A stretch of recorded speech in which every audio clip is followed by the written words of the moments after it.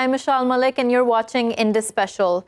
The Kashmir dispute remains to be the oldest unresolved disagreement on the United Nations agenda. For more than 70 years, the people of the region have endured mass atrocities as the world failed to take action.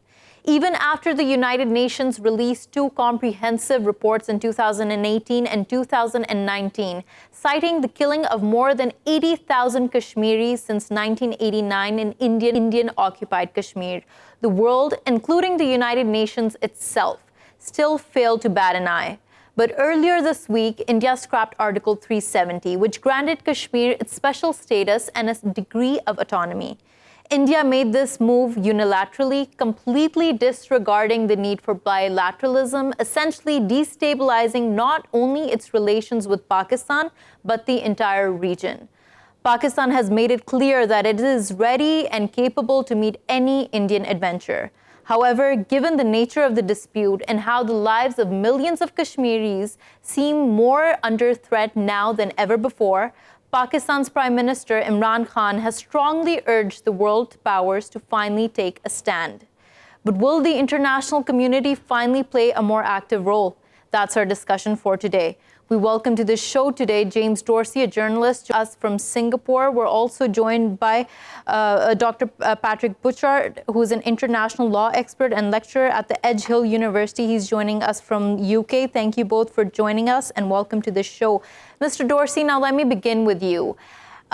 Any place in the world, if the scenario happened that military troops were sent in and the community there was under a crackdown, internet had been cut, all communication forms had been cut, they could not communicate to the outside world. This is happening to women, children, families.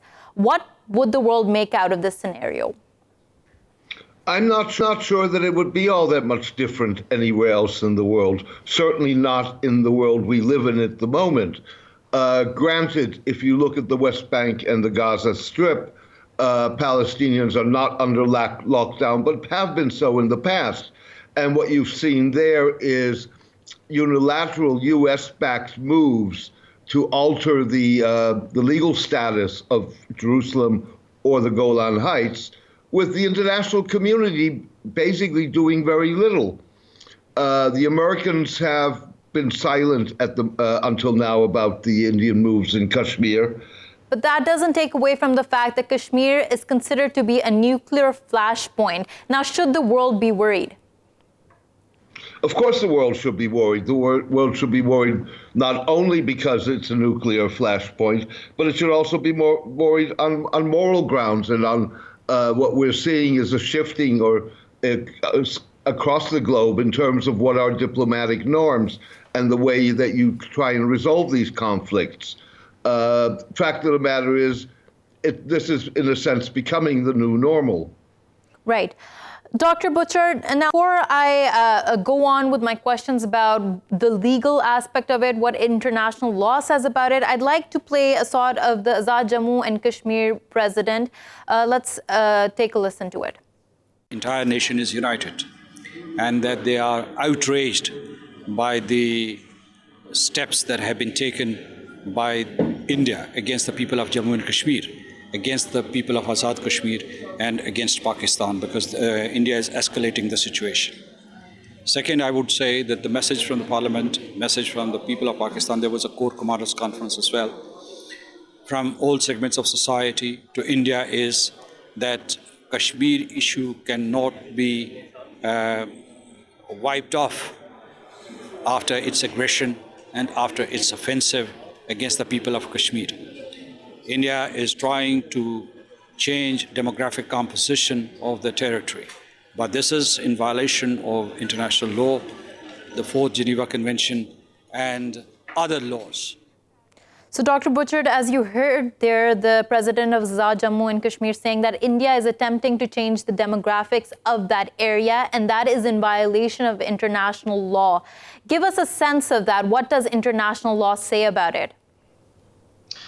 Well, international law, in terms of, I think what you're getting at there is the accusations that have come out recently that there may be ethnic cleansing occurring in the region. One thing about ethnic cleansing itself is it's not itself a crime of international law, but there are other crimes which may be relevant to determining that ethnic cleansing has taken place. Now, I think with the situation on the ground, the important thing to bear in mind is the information coming out of it has not been clear and it has not been authoritatively determined. So I think before any kind of pronouncement on what legal obligations have been violated, right, if any. But Dr. Butchard, but just to add to what you're saying there, that the information coming out of there is not clear, that is because all communication lines have been halted. They have been suspended. That is undiplomatic, undemocratic right then and there. But talking about why we fear that the Fourth Geneva Convention is being violated is because 35A, the article which protected the Kashmiris, their land, has been revoked. So tell us more about the Geneva Convention. What does that state? Well, the Geneva Conventions, there are, as you said, there are 4 and there are 2 additional protocols. The Geneva Conventions usually apply in a time of conflict, whether that's an international conflict or an internal non-international conflict. At this moment, I would say we haven't clearly determined that this is the situation that we're in. We haven't determined whether or not we are in an ongoing conflict, as it were. That would be for, I think, further information, further fact-finding by the international community to determine. But when those do apply, and if those do apply, essentially they provide for international humanitarian law, whereby people's populations are protected from certain war crimes or certain violations of international humanitarian law, such as atrocities or murder or things like that. But as I said, we have to be very clear about what is going on at the moment in the region. We have to determine what the facts are on the ground and not kind of get ahead of ourselves and say this is, say, ethnic cleansing or these are crimes against humanity before determining the facts, I'd say. So, Dr. Butchard, who do you propose should go in and take measure of these claims, should get the on-ground reality before any of this goes into a legal realm? Okay, so first and foremost, when we enter this realm of these very serious accusations, I think first and foremost it's India's responsibility to protect the people within that territory because of their control at the moment over people in that territory. They have the primary responsibility to make sure that civilians are safe, that their state is respecting human rights, and that the situation doesn't descend into further tensions or clashes between groups and communities, or even between the state itself. Now, in terms of who could step in and investigate, first and foremost, in the international community, the United Nations Security Council has the primary responsibility to maintain international peace and security. If this becomes a security issue for the region, and because of the tensions and the recent goings-on earlier this year between Pakistan and India, I would suggest that there certainly is a threat to international peace and security. Right. These serious allegations must be investigated through the UN's powers to have impartial, independent investigations to authoritatively determine, first of all, what's going on the ground, and then determine what action to take from there. Right. Following from that, Mr. Dorsey, I will reiterate once again, we cannot know the on-ground situation because all communication lines have been halted and suspended. But from what we do know from the United Nations reports, which were released in 2018 and 2019, since 1989, 80,000 Kashmiris in Indian-occupied Kashmir have been killed. There is impunity for the armed special forces they're operating. Now, as Dr. Butchard claimed that it is India's responsibility, first and foremost, to protect the rights of these people. Do you think in the past they have done so, and do you think we can expect that happening in the future? Well, I don't want to speculate about what's going to happen in the future. I think that what we have to recognize is that you have had rival claims to the status of the territory, not necessarily both claims. You've had an insurgency that is more than just simply a instigated by one or the other party, and you've had an effort by the by India to suppress that insurgency rather than to come to grips with it and to work out a compromise formula that would be acceptable for others. Now, having said that, we don't know what, given that there is an information blackout, a communications blackout, we don't know what's going on in Kashmir itself at this given moment. And obviously, when you have a blackout like that, that is basically feeds all kinds of reports and all kinds of suggestions. Mr. Dorsey, sorry to interrupt here, but I'm going to ask and put my question to you again because I feel like it wasn't answered in this case. We are, of course, certain of the fact that we don't know what exactly is happening in Kashmir. But given the United Nations' own reports, I'm not talking about Pakistan's claims, I'm not talking about India's claims, but the United Nations, the reports it put out. Do we think that the rights of the human rights were protected in Indian administrated Kashmir before? I think that the Indians have very much mishandled the situation. And that did involve restrictions on human rights. It did involve, at times, a very harsh response to what amounted to an insurgency.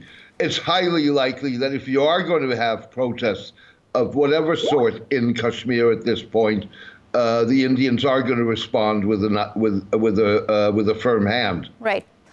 Dr. Butchard, just going to you, and I want to just read out the contents of the 2018 UN report that was released, under which it talked about the human rights violations in Indian administrated Kashmir. Now, I'm going to just read the list out. Lack of access to justice and impunity, military courts and tribunals impeding access to justice, administrative detention, excessive use of force, killings perpetrated in 2018, use of pellet firing shotguns, arbitrary arrests and detention, including of children, torture, enforced disappearances, violations of the right to health, restrictions on the right to freedom of expression, reprisals against human rights defenders, and restrictions on journalists, violations of the right to education, sexual violence. Are these human rights violations? Some of them certainly do sound like they could constitute human rights violations, yes, especially if committed by the state. And as I said, with accusations as serious as that is another reason why we really need to have this authoritatively determined, investigated, and whatever accountability mechanisms need to be put in place to address those accusations and what may have gone on. Yeah. Right, but this investigation did happen. These were findings. There were suggestions made by the United Nations. Now the question that comes into play is, and I'll put this to you and Mr. Dorsey, has the United Nations played its role in this entire conflict? Well, firstly, the United Nations has been disappointingly inactive in most situations, especially of serious human rights violations recently. And that is a problem that has been with the institution for many decades. I think what needs to be done at the moment is to look at a progressive way of getting around the inaction, the political deadlock that we have at the UN at the moment. The Security Council itself, made up of 15 members, 5 of them permanent, Russia, China, the UK, the US and France, often have had political interests in situations, meaning that they haven't been able to take action that has been either necessary or would at least move on a situation to a resolution. Patrick Butchard, I'll follow from what you said here, but I'd like to thank you for your time and coming on this show. That was Dr. Patrick Butchard. Mr. Dorsey, following from what Dr. Butchard talked about, that the United Nations on many conflict fronts has been inadequate. So is it futile to expect that they will play any productive role in the future when we're talking about Kashmir? I would not hold my hopes high. Fact of the matter is, and Dr. Butcher is absolutely accurate in that, the United Nations, for all practical matters, on most major burning issues recently, has been paralyzed.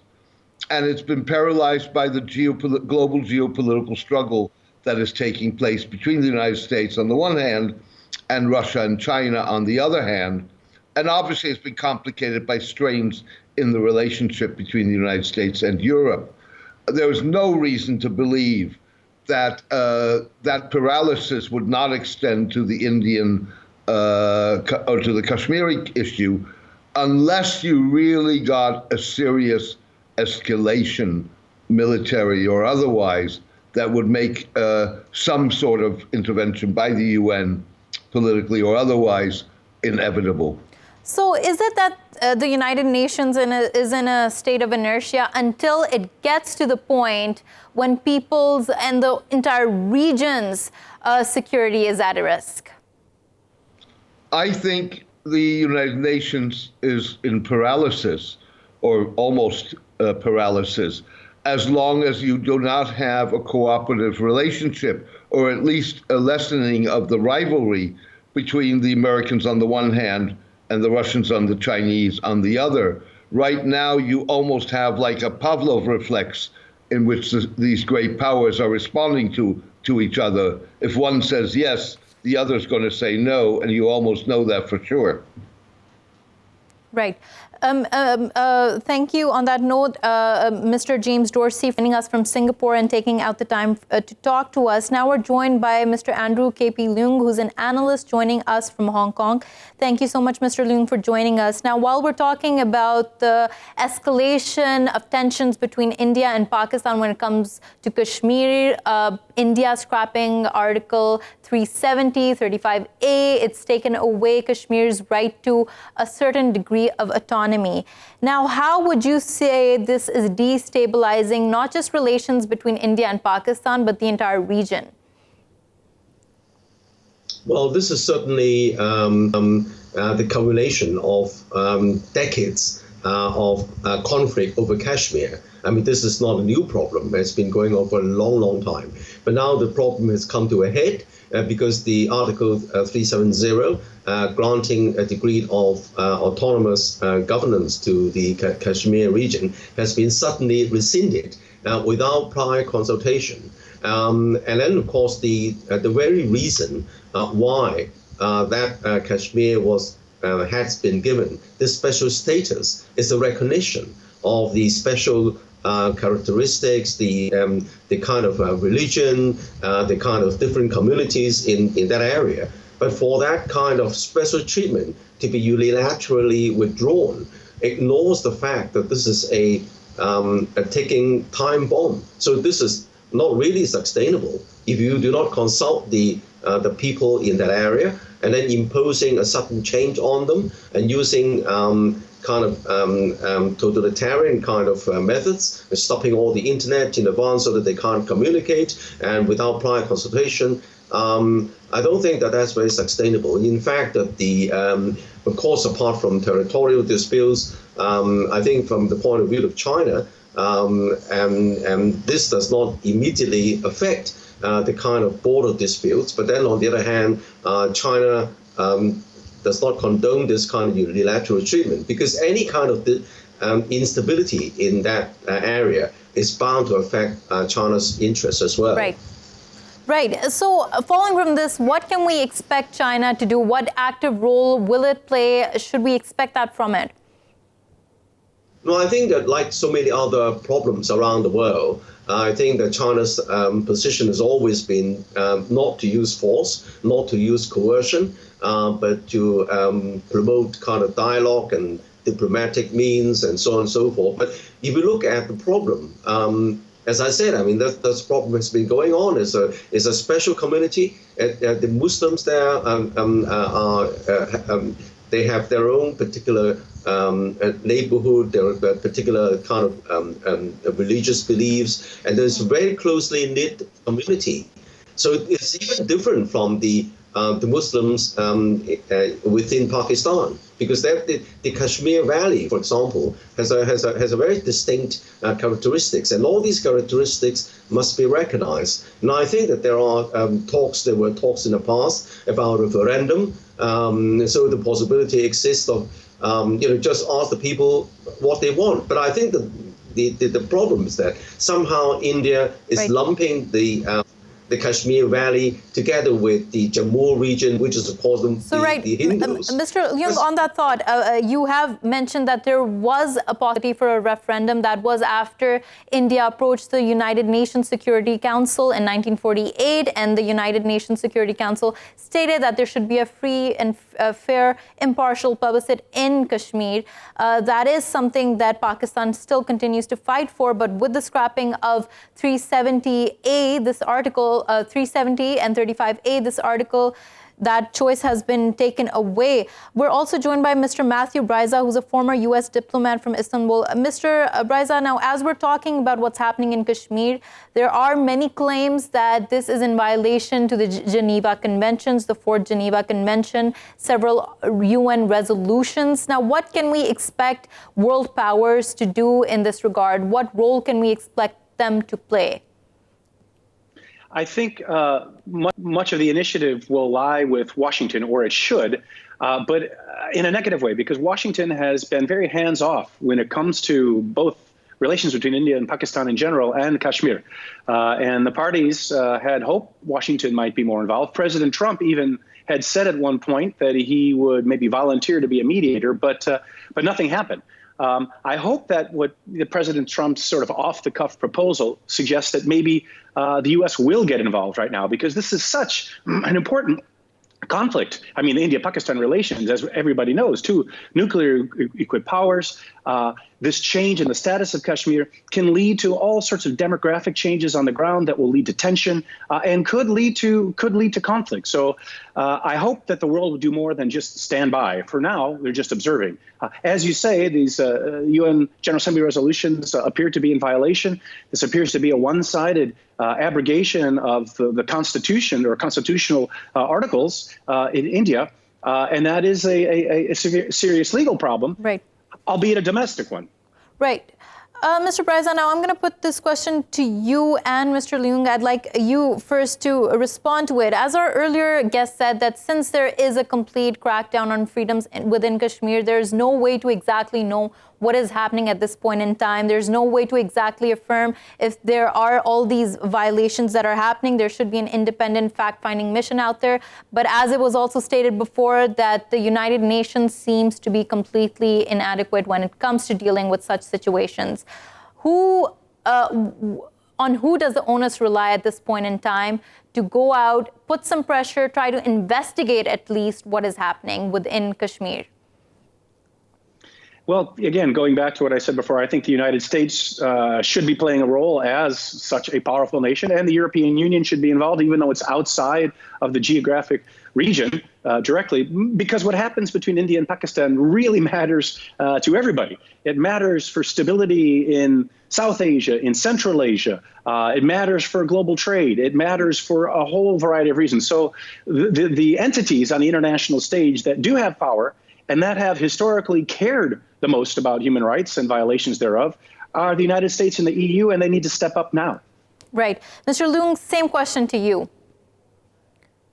Well, I think that perhaps the great powers, United States, China, and of course together with India and Pakistan, have got to discuss this issue because this is a potential powder keg. As I said, just lumping all these people in a different kind of situation with this special status they've been enjoying for so long, it's not really sustainable, and any instability in that area is a powder keg. So I think that the Greek powers, United States, China, have an interest in it, can of course discuss this openly with India and Pakistan, and perhaps try to table an item for discussion at the United Nations. Right. Mr. Leung, so what do you is causing for these superpowers, the ones that you've mentioned here, the ones that Mr. Bryza has mentioned here, to drag their heels over the matter, to not take quick, swift action? Well, because on the one hand, there is the special status enjoyed by that area, but on the other hand, the sudden change of the status, and then with potential disrupt the stability of the region, as was mentioned. I mean, you have got two nuclear power stations at odds, again coming to a potential source of a serious conflict. So I think that the great powers are have an interest in stabilizing, and then this is one of the rare occasions where the interests of China and the United States seem to coincide. Now, I think that both China and the United States can join hands in trying to stabilize the situation and to bring the issue perhaps to the United Nations. Right. Mr. Bryza, Mr. Leung made a very important point here that he thinks that in this situation, it's a rare occasion when the interests of the United States and China coincide, and they should work together to de-escalate tensions. Do you agree with that? And do you see that happening in the foreseeable future? I agree with that. I think that's an excellent point, and I apologize for not mentioning China in my initial intervention. U.S.-Chinese relations are extremely complicated right now, right? President Trump has launched a trade war against China. China has reciprocated, yet President Trump has made clear repeatedly that he believes he has a strong personal relationship with Xi Jinping. He's even termed that relationship a friendship, and clearly President Trump wants to reach a deal on trade. So perhaps the cooperation between India and Pakistan by China and the United States could serve as a bridge to help reduce the level of tension in the trading relationship between China and the United States and help get that deal that President Trump seeks.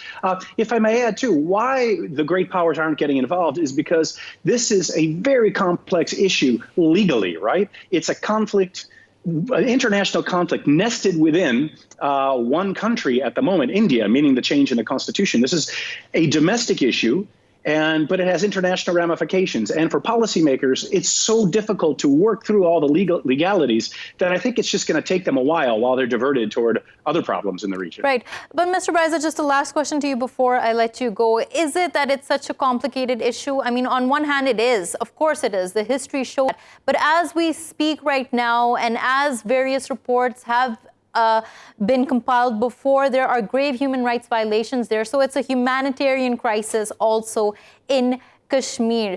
Do you think the cases that there are complications and hindrances, or that real politics in some case is taking precedence here? Very much so. But first of all, the human rights violations, that's a more recent story than the abrogation of Article 370 and 35A of the Indian Constitution. But for certain, the human rights violations need to be investigated. And I mean, the UNHCR is usually the body that does that. Right. On that note, thank you, Mr. Matthew Bryza, for joining from Istanbul, and thank you, Mr. Andrew K.P. Leung, for joining us from Hong Kong. Of course, I'll mention again, this matter has been investigated by the United Nations. A report has come out too, in fact, and they do state the conditions of human rights in Kashmir right now. But with that, we're going to take a short break. When we return, we're going to continue this discussion. Stay with us.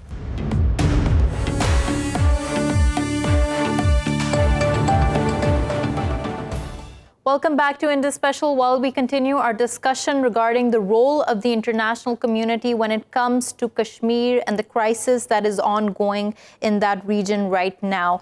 Now we're joined by Mr. Mohammad Al Qubaiban, who is an analyst joining us from Saudi Arabia. We're also joined by Dr. Kamran Gasanov, an analyst joining us from Moscow.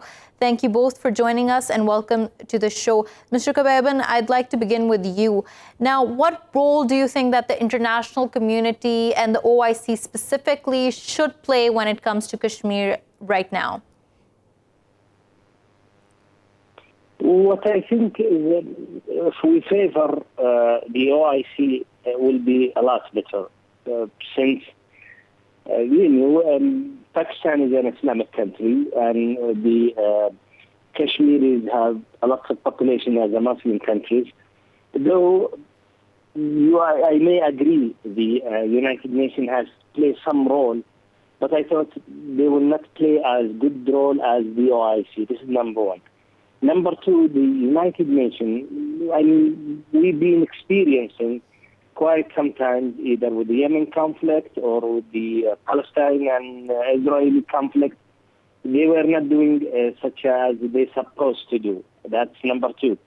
Number three, I think the dispute between the Indian and Pakistanis Now, as you knew, it's almost 70 years. It cannot be solved with the clashes or a fight or a war or going to a war. No, it has to be solved as a political wise. Right. Since I was there in Pakistan and we are discussing this problem, just 1 second. I visited the Kashmiri side and the Pakistanis, and we talked to the government the other day, and we went downtown and we talked about the mood of the population there. Everybody is willing to either be independent or remain with Pakistan. They have to understand this ideology is very important. You cannot change people's ideology. I respect Indian perspective. I respect the Indian government. But I thought that the Indian government has to respect the population down there.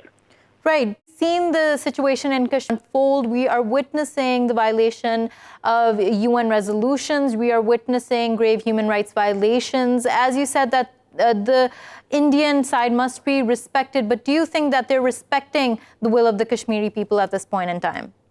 Yeah, here it is. The violation of the UN resolution. This is a very important point. Now, how many resolutions been posted? I think more than 10 resolutions regarding the Kashmir case. Who is not, sticks to it? Who is not obeying it? Who is not applying it? It seems to be, as an strategic analysis, the Indian people are not sticking to it. So it is a real problem. But again, we have to clear the problem with the United Nations. But as I said, the OIC will play a better role, I believe. We will play a better role. But you knew the Islamic countries also has a big problem in between of them. Right. But again, if we get back to the United Nations resolutions, I hope that they understand it. I hope that they force, I'm not saying use the power or using the force. No, there is a resolutions, and the political issues has to be the major players over there. Right. And again, it's the population mind. It's the population will. You just cannot force people to be with the other nations or force them to go to other ideologies. And this is very important for the Kashmiri people. Right. On that note, thank you so much, Mr. Mohammad Al Qubaiban, for joining us and talking to us. Now, Dr. Gasanov, let me move on to you and continue with what Mr. Qubaiban was talking about, that the United Nations has seemed to fail on many fronts. When we talk about Yemen, when we talk about Syria, when we talk about Palestine. So there is not much hope for them. But this does create a vacuum for international powers to intervene. Do you think Russia can play any positive or productive role when we talk about Kashmir? I agree. There are a lot of international problems. We have Syria, we have Afghanistan, we have Africa, Venezuela. But the problem of the Kashmir is not less dangerous than these conflicts. And we should understand that here we deal not with Iran. These are nuclear powers, and the consequences will be dangerous not only for these powers, not for this region of Kashmir, but the whole Asia, maybe the whole world. And the United Nations, the international community should understand these dangerous consequences and immediately call a meeting of National Security Council. And India and Pakistan should sit on the table and talk with each other. My personal opinion, I don't agree with the decision of Indian government. I think that this violates the rules, this violates everything, the order which was based after the crash of British Empire, and this must stay. As for Russia, I think Russia can play Russia can play mediation role more than the United States. Why? Why do you think that? Russia has good relations both with Pakistan and India. We sell weapons to India. We need Pakistan to regulate the situation in Afghanistan. But the United States last years. They worsened their relations with Pakistan because of Afghanistan. And they now want to impose sanctions against India because of their buying of Russian S-400 missile systems. Right. And I think Russia should play here the same mediation role as it tries to play in the Persian Gulf. Right. Mr. Gasanov, stay with me on that point. I'd also like to introduce Professor Samina Yasmeen, teacher and researcher at the University of Western Australia and director and founder of the university's Center for the Muslim States and Societies. She's joining us from Perth. Professor Yasmeen, thank you so much for joining us and welcome to the show. Now, all across the world, we have been seeing demonstrations against India's act on Kashmir, the fact that they've scrapped Article 370. Now, what are the sentiments all across the board when we're talking about what's happening there? I think if we look at the international sentiment, it's basically one of surprise, but also there's a sort of an acceptance as well, as if this was a given and it's happened. So what I would have expected is a lot of outrage and real reaction, not just simply few statements. But I don't think that's really come through in the way at least I would have liked it to be, because I think in lots of ways it's very similar to what happens when Israel annexes certain areas in West Bank. And not a lot of statements come out, except the people who are really concerned about human rights. So I think I see a lot of parallel between these two situations. Right. But Professor Yasmeen, as we've mentioned before as well, it's not just a human rights issue. I mean, as grave as the violations are there, Kashmir is a nuclear flashpoint as well. So shouldn't there be more momentum? Shouldn't there be more activity on the international front, given the grave security concerns? Oh, definitely there should be, because I think we need to be very careful not to say that it's not a human rights issue. It is, but it's also, as you said, it's a point where two nuclear states that really joined in the late 1990s, the nuclear club in terms of testing their nuclear weapons, they compete for influence with each other.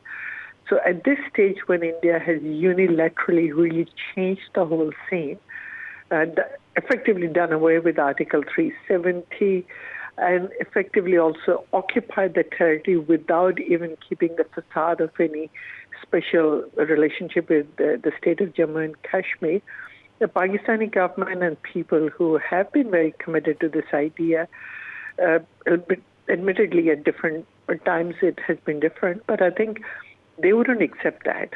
Right. And so in that sense, the tension is likely to increase. And that's something that I think both sides needed to think about a long time ago. But at this stage, because India has done that, I think the world needs to take into account as to what's happened. And that's where I'm really surprised that it isn't getting as much reaction as I would have expected. Right. Dr. Gasanov, on that point, I'd like to go back to how you were saying that Russia could even play a more productive role than the United States. Now, what's causing Russia to not take immediate action? What is it waiting for? I think that Russia has feared that during the period of Soviet Union, we had good relations with India. And any involvement can bring to bad reactions, I would say, from the side of New Delhi.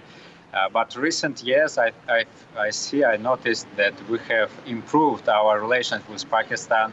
We want to sell Pakistan also weapons, and Pakistan can play a good role to reconcile, to solve the crisis in Afghanistan. I think that Russia can play a more active role, but now we see that it makes a step back, and maybe Russia has also a lot of problems. As you mentioned, we have a situation in Syria, we have Ukraine, and the third conflict, it is too much for Russia. But my personal opinion, nevertheless, we should involve, because India and Pakistan, this is in our continent, it is next door to our allies from our defense union. I mean, the countries of Central Asia, and Some experts even fear that in case of crisis, in case of war, we can get billions of refugees from this region. And that's why I think that it's important to involve and to help these to our allies to solve their problem. Right. Professor Yasmeen, now my last question to you. I'd like to put in focus the human rights condition in Kashmir, so that I think that's the essential thing that the world around us needs to take notice of, the violations that are happening there. Now, given whatever that has happened, and now that India attempts to make Kashmir blatantly, forcefully a part of their own country, do you think life for the Kashmiri people can ever be normal after that? I would have serious doubts about that, because I think the situation that Kashmir, or Indian part of Kashmir, finds itself in now is one where their way of living, their rights to the place, and even whatever limited sense of future they had, that's going to be taken away. I think similar to a number of other countries, what we'd see is a migration of people from non-Kashmiri areas into these areas, and so the balance of population would change. And that would again reinforce India's claim that because it is part of India, therefore it's open for everyone, and by doing that, they would further deny Kashmiris their right to self-determination. But I think, again, those who would take any stand or would react to it would also be exposed to more sort of human rights violations. And again, my concern is, despite our friends' sense that Russia should play a role, I think my concern is, even if somebody comes out and, for example, in the Human Rights Council, if anyone says anything, given the fact that India has already made the decision, the parliament has said yes, the president has said yes, getting India to move back from this position would be as difficult as getting India to hold a plebiscite, even though India had originally agreed to that. So I think that would affect people's sense of future, people's sense of peace, and the fact that everything is sort of blocked at the moment and very little information is coming in and out. I think it would also further increase a sense of fear, which will have impact on the new generation. Right. Professor Samina, Yasmeen, unfortunately, our time's up for the show today, but thank you so much for joining us and talking to us. Thank you, Dr. Kamran Gasanov, for joining us from Moscow. Now, as the situation continues to be tense in Kashmir, the world can only wait and watch, but till when? They need to take action at some point in time. And as we hear more and more about the grave human rights violations, the time is now. Thank you so much for watching Indus Special. We will see you again next week with more stories. Till then, goodbye and take care.